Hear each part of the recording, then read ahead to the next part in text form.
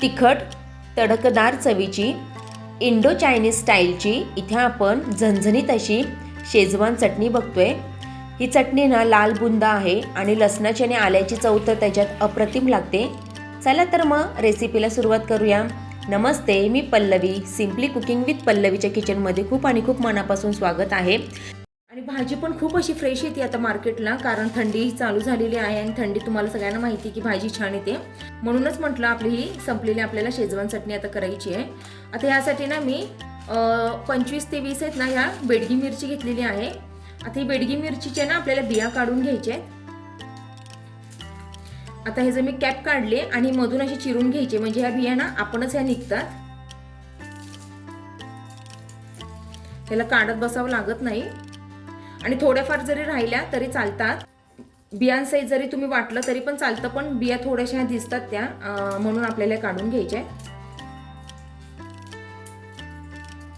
सर्व आपण हे अशा प्रकारे मिरच्या ह्या कट करून घेऊया। आधी तुम्ही बेडगी मिरची ऐवजी ना, जर तुम्हाला तिखट आवडत असेल ना तर तुम्ही संकेश्वरी मिरची वापरली नाही ते तरी पण चालेल, पण आमच्यात आहे ना जास्त काही तिखट खात नाहीत म्हणून मी इथे बेडगी मिरची वापरली आहे। ही एकदा करून ठेवली ना फ्रीजमध्ये छान आहे ना, ही 1 ते 1.5 महिन्यापर्यंत ना मस्त अशी टिकते आणि पटकन आपल्याला स्वयंपाक करताना ह्याचा यूज होतो, किंवा आपण आहे ना चपाती बरोबर पण ही खाऊ शकतो, खूप छान लागते। सँडविचला पण टाकली ना ही चटणी खूप छान लागते। बघू शकता मनाने ह्या मिरच्यांच्या ज्या बिया आहेत ना ह्या खाली पडल्या, हे आपल्याला वापरायचं नाहीत, किंवा तुम्ही हे वाळवून आहेत ना कुंडीत लावल्या तरी पण चालतं, किंवा कशात पण तुम्ही ह्या यूज करू शकता फेकून देण्यापेक्षा, असं मी म्हणेल। सर्वप्रथम आपल्याला काय करायचंय, ह्या 1 तासासाठी ना आपल्याला गरम पाण्यात आहे ना ह्या भिजत घालायचे आहेत। आपण आता ह्याला 1 तासासाठी भिजत घालूया, आणि जर तुमच्याकडे टाइम नसेल ना भिजत घालायचा तर तुम्ही गरम पाण्यात आहे ना उकळून घेतल्या ना तरी पण चालेल, शिजवून घ्यायचे हे आपल्याला नाहीतर, पण आता मला वेळ आहे म्हणून मी भिजत घालते। ह्या छान डीप होईपर्यंत आपल्याला पाणी ओतायचंय। इथे ना आपल्या छान अशा मिरच्या भिजलेल्या आहेत। आता आपण आहे ना याला पाणी नाही घ्यायचंय, किंवा लागलं तर थोडंसं पाण्याचा वापर करा, पण जास्त पाणी घेतलं ना तेवढं ते चटणीतलं पूर्ण पाणी आपल्याला आटवावं लागतं, म्हणून कमीत कमी आपल्याला पाण्याचा वापर करायचा आहे।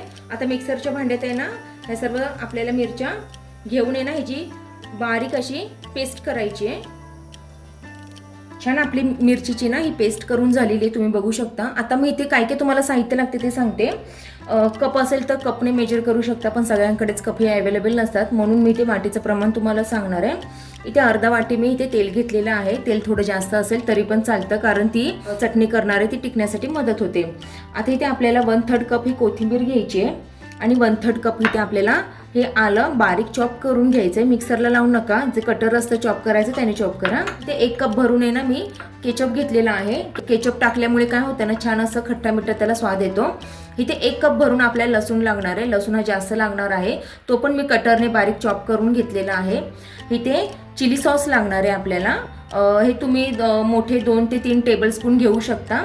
अर्धा कप आपल्याला इथे तेल लागणार आहे। चला तर मग आता आपल्या रेसिपीला सुरुवात करू। अजून काय काय आपल्याला विनेगर मीठ वगैरे लागतंय ना ते मी तुम्हाला व्हिडिओच्या पुढे सांगतेच।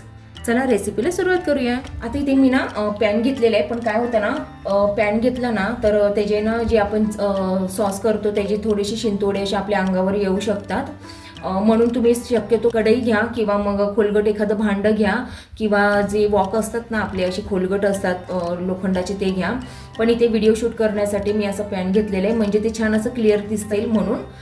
चला तर आपण सर्वप्रथम आहे ना तेल घालून घेऊया। तेलाने काय होतं ना लोणच्यासारखं प्रिझर्वेटिव्हचं हे तेल काम करतं, म्हणून आपल्याला इथे जास्तीचं तेल लागणार आहे। हे शिल्लक राहिलेलं तेल जेव्हा त्याच्या चटणीवर येतं ना तर ते तुम्ही स्वयंपाकात वगैरे वापरू शकता, ते काही वाया जात नाही। आता सर्वप्रथम आपण ह्याच्यात आहे ना लसूण घालून घेऊया। छान असं आपल्याला लसूण आहे ना परतून घ्यायचं आहे। आता आपण यामध्ये आलं घालून घेऊया।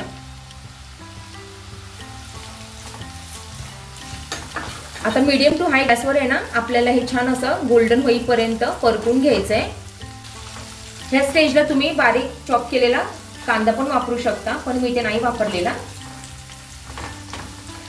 थंडीचे दिवस आहेत, भाज्या खूप छान येतात मंडईला, आणि अशा वेळेस आहे ना जे अशा लागणाऱ्या गोष्टी बाहेरून घेण्यापेक्षा ना आपण अशा घरीच केल्या ना तर ते जास्त असं चांगलं असतं, किंवा ते आपल्याला पण फायदेशीर असतं। आणि बाहेरचं खाल्लेलं तसं पण काही चांगलं नाही आहे. आणि ते त्याच्यात आहे ना, जेव्हा आपण बाहेरून आणतो ते प्रिझर्वेटिव्ह जास्त त्यात वापरलेले असतात. म्हणून घरी केलेलीची चव आणि बाहेरच्या पेक्षाही खूप छान लागते. तेल हे सेपरेट व्हायला लागले, तुम्ही बघू शकता. आलं लसूण हे छान असं गोल्डन झाले. 2 स्टार फुल घालून घेते मी ह्याच्यात. हे पूर्णपणे ऑप्शनल आहे, तुम्हाला घालायचं असेल तर घाला, नाही घातलं तरी पण चालेल. आता ह्यामध्ये ना आपण कोथिंबीर घालून घेऊया आणि पण आपल्याला छान अशी परतून घ्यायची आहे. एक 5 मिनिटं आपण ह्याला परतून घेऊया. जास्त चांगले परतलं ना, जेवढे आपण चांगले परतू तशी चटणी ना टिकायला पण छान होते. आता कोथिंबीर ही ओली असते म्हणून त्यातलं ना पाणी कमी होईपर्यंत ती टिकण्यासाठी आपण ह्याला छान असं परतून घ्यायचं आहे. 1-2 मिनिटं आपण ह्याला परतून घेऊ. जसं आपण चिवड्यात टाकायला कोथिंबीर परततो त्याप्रमाणेच हे आपल्याला परतून घ्यायचे. तुम्ही ना कोथिंबीरीचे देठं वापरले ना तरी पण चालेल, पण मी ते कोथिंबीर वापरली. छान आपली ना कोथिंबीर परतून झाली आहे. आता आपण ह्यामध्ये ना जी आपण पेस्ट केली होती ना मिरचीची ती घालून घेऊया. छान आपली मिरची ना ही परतून झाली आहे. यामध्ये ना आपण केचप घालून घेऊया. 1 कप इथे आपल्याला केचप वापरायचं आहे. केचपने चव खूप छान लागते. आपले हे मिक्स करून झाले. आता आपण ह्यामध्ये ना रेड चिली सॉस घालून घेऊया. हा सॉस आहे ना थोडा तिखट असतो म्हणून आपल्याला घालून घ्यायचा आहे. जर तुम्हाला हा वापरायचा नसेल तर हिरवी मिरचीचा थोडासा ग्रेव्ही किंवा ठेचा टाकला ना तरी पण चालेल.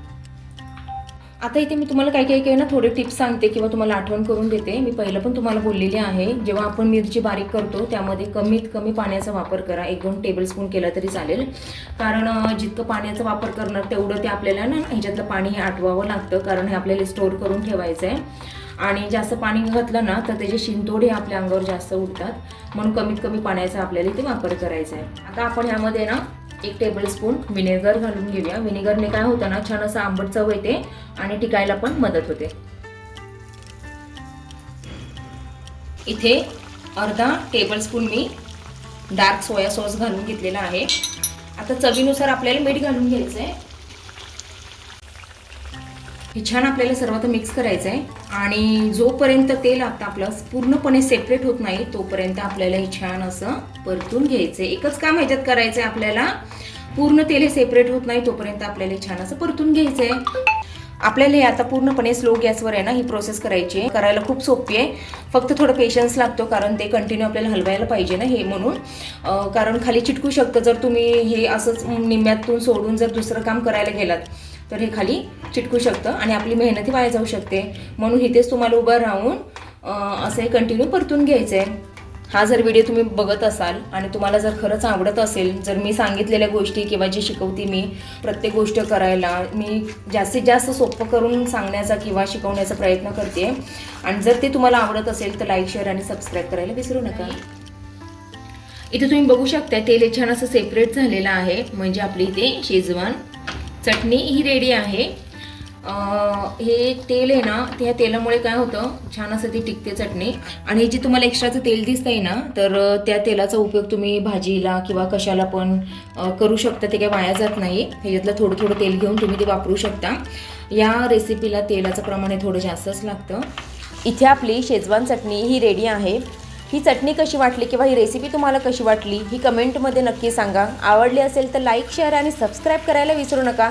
चला तर मग पुन्हा भेटूया अशा एका छानशा आणि नवीन रेसिपीमध्ये. तोपर्यंत